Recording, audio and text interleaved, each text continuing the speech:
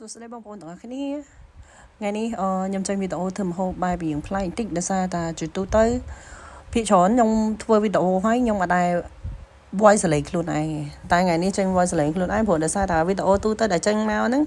តែមានបងប្អូនគាត់និយាយថាហេតុអីខ្ញុំមិនព្រម voice over ដល់ខ្លួនឯងទៅហេតុអីចាំបាច់ដាក់តែភ្លេងបែបហ្នឹងអញ្ចឹង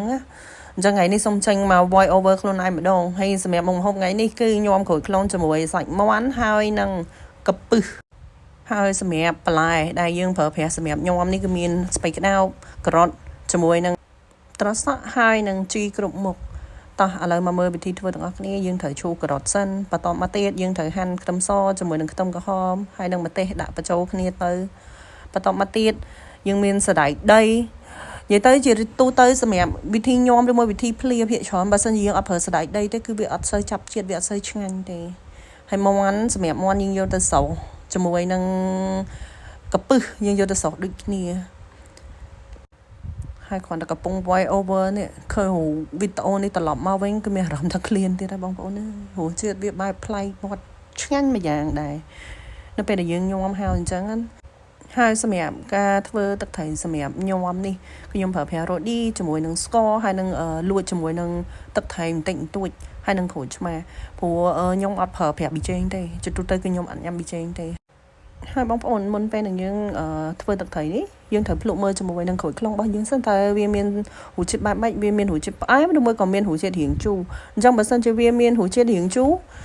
យើងប្រើក្រូចឆ្មាមិនល្មមបានហើយដើម្បីកុំឲ្យវាជូរខ្លាំងពេកអញ្ចឹងបន្តមកទៀតយើងលាយទឹកត្រីហើយយើងក៏ចាប់ផ្ដើមចាក់ខ្ទឹមសខ្ទឹមក្រហមជាមួយម្ទេសនឹងចូលច្បល់វាឲ្យសព្វដើម្បីឲ្យវាចូលជាតិគ្នាសិនអញ្ចឹងបន្តមកទៀតយើងចាប់ផ្ដើមដាក់កាពឹសជាមួយនឹងសាច់មាន់ចូលរួចច្បល់វាឲ្យសព្វគ្រឿងជាមុនសិន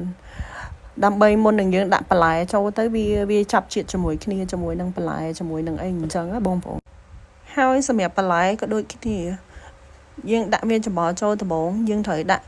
ប្រភេទជាស្ពៃក្តោបជាមួយនឹងការ៉ុតហើយនឹងត្រសក់ចូលទៅមុនហើយច្បល់វាឲ្យសព្វសិនបន្ទាប់មកទៀតបើយើងចាប់ផ្ដើមដាក់ក្រូចថ្លុងទៅតាមក្រោយព្រោះបើសិនជា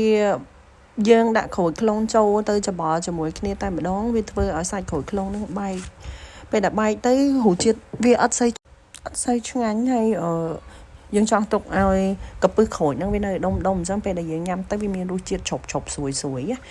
វាបង្កើនរសជាតិនៃញោមរបស់យើងនឹងរឹតតែឆ្ងាញ់មួយកម្រិតទៀតហើយបន្ទាប់ពីយើងច្បល់វាសព្វហើយយើងចាប់ផ្ដើមដាក់ក្រូចថ្លុងជាមួយនឹងជីកំបុកហើយចាប់ផ្ដើមច្បល់ម្សៅទៀតដោយច្បល់ថ្នមដើម្បីកុំឲ្យវាបែកសាច់កាពឹសក្រូចហ្នឹងយើងច្បល់រួចរាល់ហើយចាំយើងចាប់ផ្ដើមចាប់ដាក់ចានហើយចាំរោយសណ្តែកដីតាមក្រោយវា